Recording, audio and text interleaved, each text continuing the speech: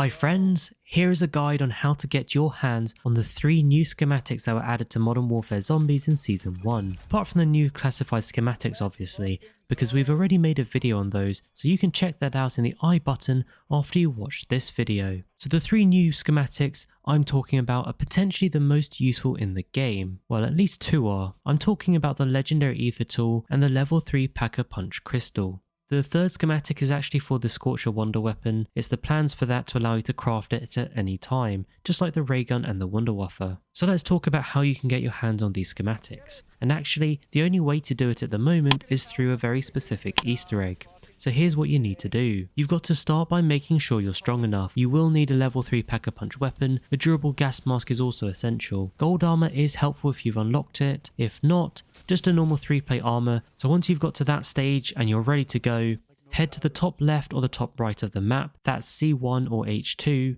Both of these locations will be on the 2nd floor of these specific buildings. Either of these rooms will have 4 small pictures which you should be able to see, and those 4 pictures signify the location of USB devices. There'll be 4 to collect in total, hence the 4 small pictures. By the way, you don't need to go to both of these locations, either C1 or H1, but not both. Now you need to travel to each of the 4 locations you can see in the picture to obtain that USB drive I mentioned. You do this by interacting with this machine you can see right here in each of those 4 locations. It will take a moment for you, you'll do some typing, and then eventually it will spit out a USB stick on the floor, which you'll need to pick up. One thing to note is that these machines do need line of sight to the open sky, so that means they should be quite easy for you to find. They'll either be outside of the building, or they'll be something like on a roof, or some open space with a clear line of sight to the sky. Now instead of you having to work out where each of the map pictures are, I'm actually just going to put a link in the description for you with a link to gamewith.net because they found all 12 locations and they show you quite specifically where to find each of them. One other thing that might be useful for you to know is that one of the USBs typically always seems to spawn in the red zone, so I tend to leave that one till last, so I recommend you do the same. Now once you've got the 4 USBs, you need to take them to find the reactors, which you'll then have to put those USBs into. Again, thanks to gameswith.net, I can show you this map right here, and this shows you the 4 locations of the reactors. Now how do you know which one to pick? Well, it's actually quite simple. Find where that purple zone is. Once you see that purple zone, now typically whichever one of these 4 is closest to where that purple zone is, those are the reactors you'll need to use.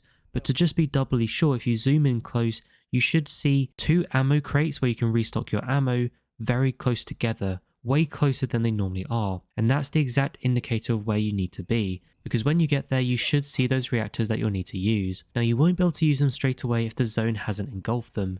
You're going to have to wait for that purple zone to expand. Once it covers all 4 reactors, that's when you can put your USB drive in. As soon as you've done that, you'll have to wait a few moments, and it won't be instant, but the red worm will appear. Do make sure you're prepared though.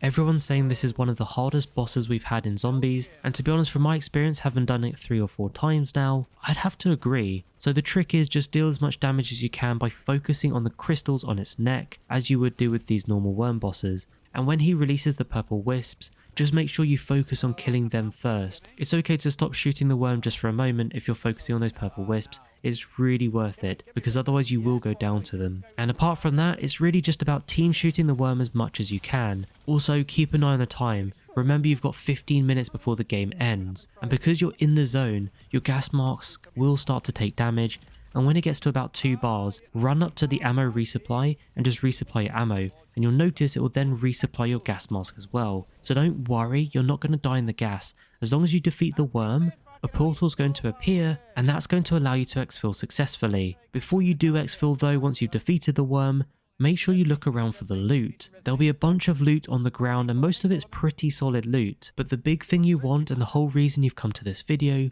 will be in that reward rift. Now generally you will only get 1 schematic in this rift. So far it's been guaranteed for me. I'm not sure if it actually is guaranteed every time, but every time I've done it, I have got each of the schematics. And I will say this, the first time I went in, I died. The second time I went in, I got the Legendary Aether Tool Schematic. And the third time I went in and did it, I got the level 3 Pack-a-Punch Crystal Schematic. So the odds are pretty good there, you can see from my experience. And there you have it. That's how to get the 3 new schematics. You have to do this Easter egg, but once you do, it seems like you're pretty much guaranteed one of the schematics. Hopefully this helps. Don't forget to like and subscribe, and I'll catch you later.